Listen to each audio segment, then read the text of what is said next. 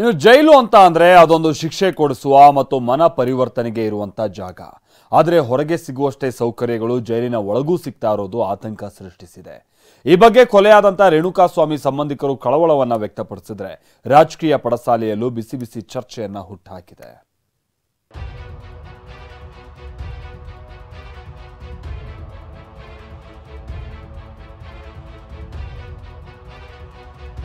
ಅಲ್ಲಿ ಜೈಲು ಕೋರ್ಟಿಗೆ ಒಂಥರ, ಇಲ್ಲಿ ಜೈಲಿನಲ್ಲಿ ಒಳಗಡೆ ಒಂಥರ ನಡೀತಾ ಇರೋದು. ಪರಮೇಶ್ವರ್ ಕೇಳ್ತೀನಿ, ಹೈಟೆಕ್ ಇದೇನಾ? ಅವರು ಪರಪ್ಪನ ಗ್ರಹದಲ್ಲಿ ಹೈಟೆಕ್ ಮಾಡೋರಲ್ಲ, ಅದೇ ಅವರು ಹೈಟೆಕ್ ಆಗಿದ್ದಾನೆ. ಜೈಲಿನಲ್ಲಿ ಸಿಗರೇಟ್ ಮತ್ತು ಕಾಫಿ ಜೊತೆಗೆ ಅವ್ರ ಜೊತೆ ಕೂತು ಫೋಟೋ ಹೊರಗಡೆ ಬಿಡೋದು it is A deliberate plan.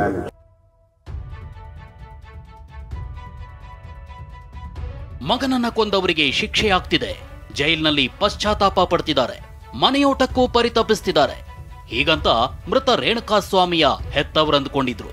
ಆದ್ರೆ ನಿನ್ನೆ ಹೊರಬಂದ ಫೋಟೋ ಮತ್ತು ವಿಡಿಯೋ ಜೈಲಿನ ಅಸಲಿಯತ್ತನ್ನೇ ಬಯಲು ಮಾಡಿವೆ. ಅದ್ಯಾವ ಪಾಪ ಪ್ರಜ್ಞೆಯೂ ಇಲ್ಲದೆ ದರ್ಶನ್ ರಾಜಾರೋಷವಾಗಿ ಬದುಕ್ತಿರೋದು ರೇಣುಕಾಸ್ವಾಮಿ ಹೆತ್ತವರಿಗೆ ಆತಂಕ ತಂದಿಟ್ಟಿದೆ.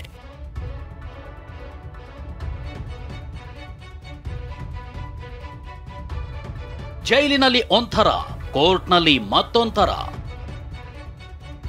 ಜೈಲಧಿಕಾರಿಗಳ ನಡೆಗೆ ರೇಣುಕಾಸ್ವಾಮಿ ತಂದೆ ಕಿಡಿ. ಹೌದು, ದರ್ಶನ್ಗೆ ಮನೆ ಊಟ ಕೊಡಲ್ಲ ಅಂತ ಜೈಲಧಿಕಾರಿಗಳು ಕೋರ್ಟ್ ಮುಂದೆ ಹೇಳಿದ್ರು. ಇದೇ ಮಾತನ್ನ ಮೃತ ರೇಣುಕಾಸ್ವಾಮಿ ತಂದೆ ಕಾಶಿನಾಥಯ್ಯ ಪ್ರಸ್ತಾಪ ಮಾಡಿದ್ದಾರೆ. ಕೋರ್ಟ್ನಲ್ಲಿ ಊಟ ಕೊಡ್ತಿಲ್ಲ ಅಂದ್ರು, ಆದ್ರೆ ಜೈಲಿನ ಸತ್ಯಾಂಶವೇ ಬೇರೆ ಆಗಿದೆ ಅಂತ ತೀವ್ರ ಅಸಮಾಧಾನ ಹೊರಹಾಕಿದ್ದಾರೆ. ಅವರು ಜೈಲು ಅಧಿಕಾರಿಗಳು ಕೂಡ ಕೋರ್ಟ್ನಲ್ಲಿ ನಮಗೆ ಅವರು ದರ್ಶನ್ ಮತ್ತು ಅವರು ಕೋರ್ಟ್ನಲ್ಲಿ ನಮಗೆ ಮನೆ ಊಟ ಬೇಕು, ಹಾಸಿಗೆ ಬೇಕು, ಏನೇನು ಸೌಕರ್ಯಗಳು ಬೇಕು ಅಂದಾಗ ಕೂಡ ಅವರು ಇಲ್ಲ ಕೊಡೋಕ್ಕಾಗಲ್ಲ ಅಂತ ಜೈಲು ಅಧಿಕಾರಿಗಳೇ ಅವ್ರು ಕೊಟ್ಟಿದ್ದು. ಇದು ಥರ ಇಲ್ಲಿ ಆದರೆ ಅಲ್ಲಿ ಜೈಲು ಕೋರ್ಟಿಗೆ ಒಂಥರ, ಇಲ್ಲಿ ಜೈಲಿನಲ್ಲಿ ಒಳಗಡೆ ಒಂಥರ ನಡೀತಾ ಇರೋದು ನಿಜಕ್ಕೂ ಆಘಾತಕಾರ ಸಂಗತಿ ಆಗಿದೆ. ನಮಗೆ ಯಾರ ಒತ್ತಡ ಇಲ್ಲ ಎಂದ ಗೃಹ ಸಚಿವ ಪರಮೇಶ್ವರ್. ಸೌಲಭ್ಯ ಕೊಡುವ ಉದ್ದೇಶ ಸರ್ಕಾರಕ್ಕಿಲ್ಲವೆಂದ ಪ್ರಿಯಾಂಕ್. ಪ್ರಕರಣದ ಬಗ್ಗೆ ಮಾತನಾಡಿದ ಗೃಹ ಸಚಿವ ಪರಮೇಶ್ವರ್, ಪ್ರಕರಣದಲ್ಲಿ ನಮಗೆ ಯಾರ ಒತ್ತಡವೂ ಇಲ್ಲ ಅಂದ್ರು. ಪ್ರಿಯಾಂಕ್ ಖರ್ಗೆ ಮಾತನಾಡಿ, ಜೈಲಿನಲ್ಲಿ ಖೈದಿಗಳಿಗೆ ಸೌಲಭ್ಯ ಕೊಡೋ ಉದ್ದೇಶ ಸರ್ಕಾರಕ್ಕಿಲ್ಲ ಅಂದ್ರು. ಯಾರು ಒತ್ತಡನೂ ಇಲ್ಲ ರೀ, ನೋಡಿ, ಯಾರು ಒತ್ತಡನೂ ಇಲ್ಲ, ನನಗೆ ಯಾರು ಒತ್ತಡನೂ ಇಲ್ಲ. ಈ ಒತ್ತಡ ಯಾರು ನಮಗೆ ಯಾರು ನನ್ನ ಲೆವೆಲ್ವರೆಗೆ ಯಾರು ಮುಟ್ಟೋದಕ್ಕೂ ಸಾಧ್ಯ ಇಲ್ಲ. ಯಾರಿಗೂ ಕೂಡ ಸೌಲಭ್ಯಗಳು ಕೊಡಬೇಕು ಅಂತ ಸರ್ಕಾರದ ಉದ್ದೇಶ ಇರೋದಿಲ್ಲ. ಈ ಕೆಲವು ಜನ ಅಲ್ಲಿ ನಿಮ್ಗೆ ಗೊತ್ತಿರೋ ಹಾಗೆ ಲೋಕಲಲ್ಲಿ ಏನೇನು ಅಡ್ಜಸ್ಟ್ಮೆಂಟ್ ಮಾಡ್ಕೊಂಡಿರ್ತಾರೋ ಕೆಲವು ಜನರಿಂದ ಇಡೀ ಸರ್ಕಾರಕ್ಕೆ ಕೆಟ್ಟ ಹೆಸರು ಬರ್ತದೆ. ಸರ್ಕಾರ ವಜಾ ಆಗಬೇಕು ಎಂದ ಶಾಸಕ ಅಶ್ವಥ್ ನಾರಾಯಣ. ಇನ್ನು ದರ್ಶನ್ ಜೈಲು ಜೀವನದ ವಿಚಾರ ರಾಜಕೀಯ ತಿರುವು ಪಡೆದುಕೊಂಡಿದೆ. ಜುಲೈ 24ರಂದು ಡಿಸಿಎಂ ಡಿಕೆ ಶಿವಕುಮಾರ್ ಅವರನ್ನ ದರ್ಶನ್ ಪತ್ನಿ ವಿಜಯಲಕ್ಷ್ಮಿ ಭೇಟಿಯಾಗಿದ್ರು. ಇದೇ ವಿಚಾರವನ್ನ ಆರ್ ಅಶೋಕ್ ಎಳತ್ತಂದಿದ್ದಾರೆ. ಅವತ್ತು ಡಿಕೆ ಸಹಾಯ ಮಾಡೋದಾಗಿ ಹೇಳಿದ್ರು, ಇವತ್ತು ಮಾದಕ ವಸ್ತು ಕೊಡ್ತಿದ್ದಾರೆ ಅಂತ ಕಿಡಿಕಾರಿದ್ರು. ಅಶ್ವಥ್ ನಾರಾಯಣ್ ಮಾತನಾಡಿ, ಸರ್ಕಾರ ವಜಾ ಆಗಬೇಕು ಅಂದ್ರು. ಸ್ವತಃ ಉಪಮುಖ್ಯಮಂತ್ರಿಗಳು ಹೇಳಿದಾರಲ್ಲ, ಅವ್ರು ನಾನು ಭೇಟಿ ಮಾಡಿದ್ದಾರೆ, ನನ್ನ ಸಹಾಯಕ್ಕೆ ಬಂದಿದ್ರು ಅನ್ನೋ ಹೇಳಿಕೆಯನ್ನು ನಾನು ನೋಡಿದ್ದೀನಿ.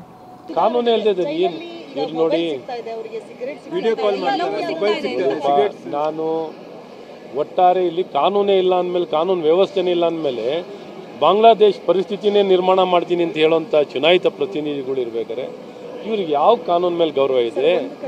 ನೋಡಿ, ಇವ್ರಿಗೆ ಯಾವ ಕಾನೂನು ಮೇಲೂ ಗೌರವ ಇಲ್ಲ. ಇಂಥ ಸರ್ಕಾರ ವಜಾ ಆಗಬೇಕು ಅನ್ನೋದೇ ನಮ್ಮ ಒತ್ತಾಯ. ಕೇಂದ್ರ ಸಚಿವ ಪ್ರಹ್ಲಾದ್ ಜೋಶಿ ಕೂಡ ಸರ್ಕಾರದ ವಿರುದ್ಧ ಬೆಂಕಿ ಉಗುಳಿದ್ರು. ಜೈಲಿನೊಳಗಿಂದಲೇ ಹೊರಗಿನ ಸಾಕ್ಷಿಗಳಿಗೆ ಹೆದರಿಸ್ತಿದ್ದಾರೆ, ಸರ್ಕಾರದ ಫೇಲ್ಯೂರ್ ಇದೆ ಅಂದ್ರು. ಈ ಮಾತಿಗೆ ಸಿಎಂ ಸಿದ್ದರಾಮಯ್ಯ ತಿರುಗೇಟು ಕೊಟ್ಟಿದ್ದಾರೆ.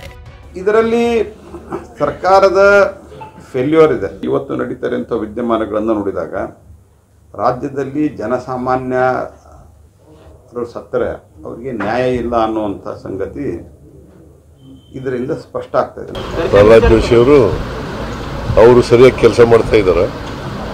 ಅವ್ರು ಯಾರ ಪರ ಇದ್ದಾರೆ? ನಾವು ಜನರ ಪರ ಇಲ್ಲ. 5 ಗ್ಯಾರಂಟಿಗಳನ್ನು ಜಾರಿ ಕೊಟ್ಟದ್ದು ಯಾರ ಪರ? ಯಾರು ಅವ್ರು ಏನು ಮಾಡಿದ್ದಾರೆ? ಜೋಶಿಯವರು ಬಡವರಿಗೆ ಏನು ಮಾಡಿದ್ದಾರೆ? ಮಾತಾಡಿ ಟೀಕೆ ಮಾಡೋಕ್ಕೆ ಏನೋ ಟೀಕೆ ಮಾಡಬೇಕು, ಅದು ಟೀಕೆ ಮಾಡೋದು. ಅವ್ರಿಗೆ what moral right he has? ಕೇಂದ್ರ ಸಚಿವ ಕುಮಾರಸ್ವಾಮಿ ಅಂತೂ ಅಲ್ಲಿ ಪಂಚತಾರ ವ್ಯವಸ್ಥೆ ಅಂತೆಲ್ಲ ಗುಡುಗಿದ್ದಾರೆ. ಪರಪ್ಪನ ಅಗ್ರಹಾರ ಏನಿದೆ, ಜೈಲಿನಲ್ಲಿ ಇರ್ತಕ್ಕಂಥ ಹಲವಾರು ಜನ ಕೈದಿಗಳಿಗೆ ಅವರಿಗೆ ಪಂಚತಾರ ವ್ಯವಸ್ಥೆಗಳು ಅಲ್ಲಿ ಇರ್ತಕ್ಕಂಥದ್ದು ಹಲವಾರು ವರ್ಷಗಳಿಂದ ಚರ್ಚೆ ನಡೀತಾನೆ ಇದೆ. ಅದು ಈಗ ಹೊಸದಾಗಿ ಇದೇನೋ ಒಂದು ನೆನ್ನೆ ಮೊನ್ನೆ ಹಿನ್ನೆಲೆಯಲ್ಲಿ ಅದು ದೊಡ್ಡ ಪ್ರಚಾರಕ್ಕೆ ಬಂದಿದೆ. ಏನೋ ಸರ್ಕಾರ ಏನೋ ಒಂದು ಹೊಸದಾಗೇನೋ ತೀರ್ಮಾನ ಮಾಡಿ ಎಲ್ಲ ಬೇರೆ ಬೇರೆ ಕಡೆಗೆ ಅವ್ರನ್ನೆಲ್ಲ ಬೇರೆ ಕಡೆಗೆ ವರ್ಗಾಯಿಸಬೇಕು ಕೈದಿಗಳನ್ನ ಅಂತೇನೋ ತೀರ್ಮಾನ ಮಾಡ್ತಾ ಇದ್ದಾರೆ ಅಂತ ವಿಷಯ ಹೇಳಿದ್ರು. ಅದೇನು ಮಾಡ್ತಾರೆ ನೋಡೋಣ. ಪರಮೇಶ್ವರ್ ಅವರು ಭಾಳ ಕತೆ ಹೇಳ್ತಾರೆ ಪ್ರತಿನಿತ್ಯ. ಏನೋ ಭಾಳ ಪಾರದರ್ಶಕವಾದಂಥ ಸರ್ಕಾರ ಕೊಡ್ತಾ ಇದ್ದೀವಿ, ಏನೋ ಹೈಟೆಕ್ ಇದೆಯಂತ. ಇದೇನು ಹೈಟೆಕ್ಕು? ಪರಮೇಶ್ವರಿಗೆ ಕೇಳ್ತೀನಿ, ಹೈಟೆಕ್ ಇದೇನಾ ಅವ್ರದ್ದು? ಪರಪ್ಪನ ಅಗ್ರಹಾರದಲ್ಲಿ ಹೈಟೆಕ್ ಮಾಡೋರಲ್ಲ, ಅದೇ ಅವರು ಹೈಟೆಕ್ ಆಗ್ಲಿದ್ದಾನ? ಇನ್ನು ಪರಪ್ಪನ ಅಗ್ರಹಾರ ಬಳಿಯ ಜನರು ಜೈಲಧಿಕಾರಿಗಳ ಕಳ್ಳಾಟಕ್ಕೆ ಆಕ್ರೋಶ ಹೊರಹಾಕಿದ್ರು. ಜೈಲಿನೊಳಗಿರೋರಿಗೆ ವಿಡಿಯೋ ಕಾಲ್ ಸಿಗುತ್ತೆ, ನಮಗೆ ಮಾತ್ರ ನೆಟ್ವರ್ಕ್ ಸಿಗಲ್ಲ ಅಂತ ಗರಂ ಆದ್ರು. ಜೈಲು ಒಳಗಡೆ ನೆಟ್ವರ್ಕ್ ಸಿಗ್ತಾ ಇದೆ, ನಮಗೆ ಸಿಗ್ತಿಲ್ಲ. ನಮಗೆ ಅದನ್ನ ನಾವು ಉತ್ತರ ಕೊಡಬೇಕು. ನಾವು ಜೈಲು ಸಿಬ್ಬಂದಿಗಳು ಅಧಿಕಾರಿಗಳು ಗೃಹ ಮಂತ್ರಿಗಳು ಅದನ್ನ ಯೋಚನೆ ಮಾಡಿ ನಮಗೆ ನ್ಯಾಯ ಕೊಡಿಸ್ಬೇಕು. ನಮ್ಗೆ ಇಲ್ಲಿ ಕಾಲ್ ಮಾಡೋಕ್ಕಾಗ್ತಿಲ್ಲ, ಅಲ್ಲಿ ವಿಡಿಯೋ ಕಾಲ್ ಸಿಗ್ತಿದೆ ಅವ್ರಿಗೆ. ಇದು ಯಾವ ನ್ಯಾಯ ಹೇಳಿ? ಇನ್ನು ದಾಸನ ಐಷಾರಾಮಿ ಜೀವನ ಪ್ರಕರಣ ತೀವ್ರ ಸ್ವರೂಪ ಪಡೆದುಕೊಂಡಿದೆ. ಹೀಗಾಗಿ ಜೈಲಿನ ಚೆಕ್ ಪೋಸ್ಟ್ ಬಳಿ ಹೆಚ್ಚುವರಿ ಸಿಬ್ಬಂದಿ ನಿಯೋಜನೆ ಮಾಡಲಾಗಿದೆ. ದರ್ಶನ್ ರಾಜಾತಿಥ್ಯದ ಫೋಟೋ ವೈರಲ್ ಆದ ಬೆನ್ನಲ್ಲೇ ಖಾಕಿ ಅಲರ್ಟ್ ಆಗಿದೆ. Bureau report, TV9.